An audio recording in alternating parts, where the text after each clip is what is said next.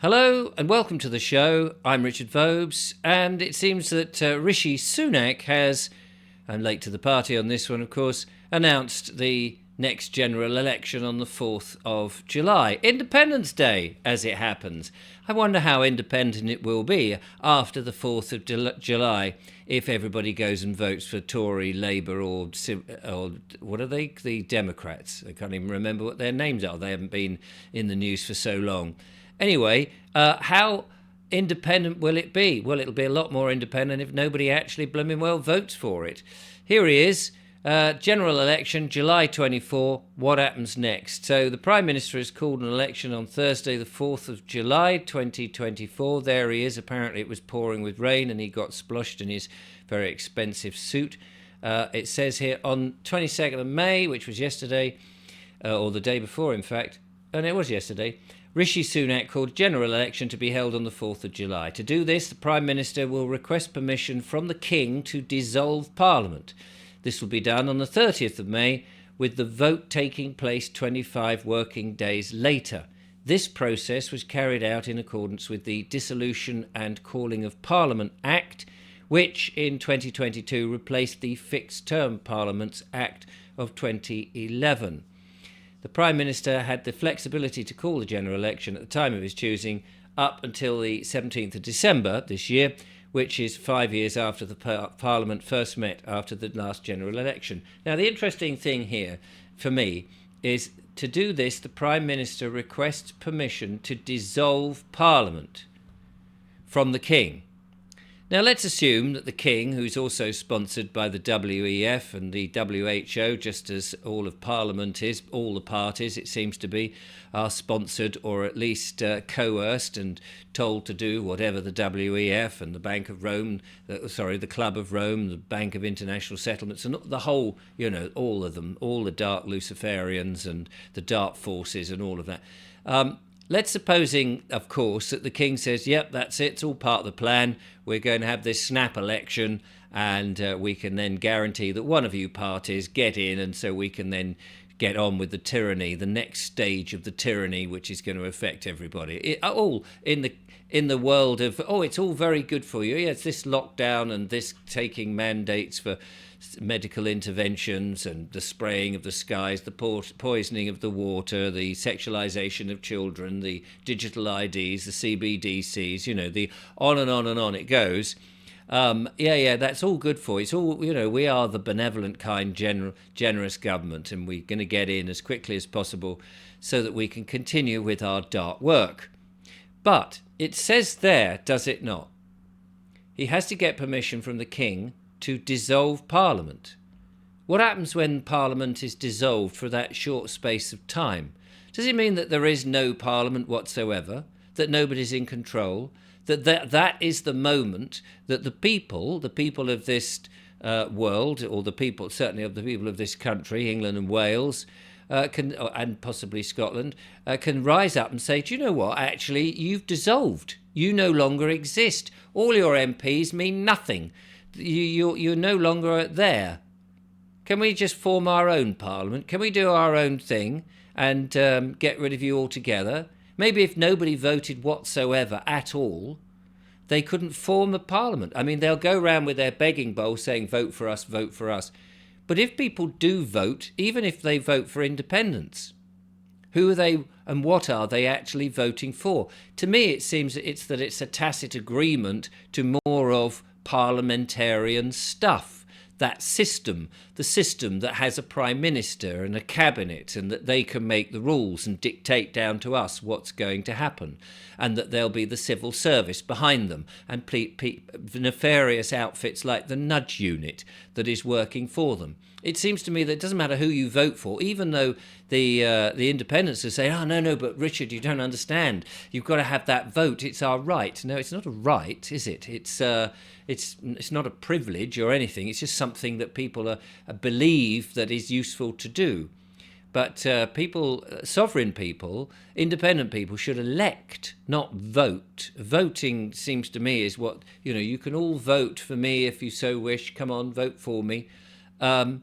I completely disagree. But the independents will say, no, Richard, you've got this wrong. You misunderstand.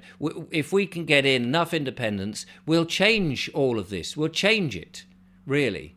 I just don't think that's possible. I don't think that you will be able to change it. The powers that are there, the WEF, the WHO, the Club of Rome, the Bilderberg Group, the Bill Gates and what is it? And Miranda, whatever her name is, I can't be bothered to be working it. You know, the supposedly benevolent stuff that they do. All these bunch of hooligans, these tyrants. These people won't let the independents have their way and do what they want. Of course they won't. I mean, most of them will probably have accidents. Did you went on a fishing expedition, you never came home, or did your car veer off? I don't think anybody who wants to change that system is not going to be allowed to change that system. I can't see that happening at all in any shape. And in fact, it's probably better not to have that system, but to have a completely new, fresh system that doesn't have all the business that is languishing in the background, all the secret dark meetings behind closed doors, all the secret backhanders that are happening. Better, in my opinion, it's just an opinion, you can disagree with me, to have something completely different. Now, a chap called Stuart sent me this. This is a book called Automatic Peace. And I think he was the author of it. It doesn't see, I can't see where you get hold of it. But it's interesting because there's a chapter in there about power. And I was reading this only this morning in my little podcast I do every day called The Naked Englishman, which is a sort of behind the scenes of a YouTube creator. Link in the description. Anyway, power, it says here, we endure tyranny because we do not understand the rules of power. And it would seem from this little idea in this book that actually you can have this system and you can all acquiesce to it one way or another and think we'll change it. We'll change this massive thing that's been going on for over 100 odd years and or 200 years, however Parliament and all that has been going on. And we think ignorantly that we can change it. But can we? I don't think so. The majority will sort of flock to it because there is no alternative. But what if there was an alternative? What if people got together and knocked on doors and said, look, there's an alternative to government. There's a different type of government. Let's not have this one that we've seen is corrupt and everyone lies. The Parliament in and of itself means that we lie. We know that MPs lie. They never fulfill their promises. They'll come around with their begging bowl. They'll say vote for us, and we know that they'll never deliver it. And all the policies will be more or less the same. But what instead of having the Houses of Parliament, the House of Commons, those people sitting up and down, a Prime Minister and all of that, what if we just have a completely different system that the people of this country agree to go by? A different system, just a different way of doing things. Not government, not Parliament, not the Houses of Parliament, not the Commons, not a Prime Minister, not these corporations, not any of that, but an actual assembly of people who come from the shires and who are ordinary everyday people who can represent, not these very well-paid, expensive people who are difficult to get hold of, who are elusive, that you never actually meet and have not come from the grassroots up. What if we had a system in which people from the grassroots have a say about the type of lives they want to live, the type of country they want to live? Surely, rather than voting for a whole bunch of idiots who've had their day and continually want to poison the skies and poison the waters and lock us in our houses and make sure that pharmaceuticals can inject horrible things into us and follow the rules of a one world government, surely that is now come to the end and that they're all desperate for us. But if they're going to dissolve the Parliament, maybe now with this idea of it's Independence Day, let us be independent from that Parliament altogether. What do you think?